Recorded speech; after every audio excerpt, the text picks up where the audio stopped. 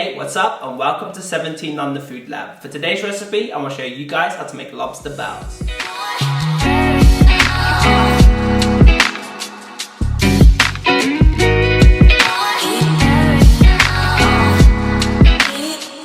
For sure, lobster rolls are already a thing and are pretty damn good. But for this recipe, we're going to be using baos. That'll take the lobster rolls to that next level. The secret to making something like this is by making fresh baos and using good lobster. In this video, I'm going to show you guys how. Before we begin, you can help support the channel by clicking on the like and subscribe button. And with all that said, let's make some lobster baos.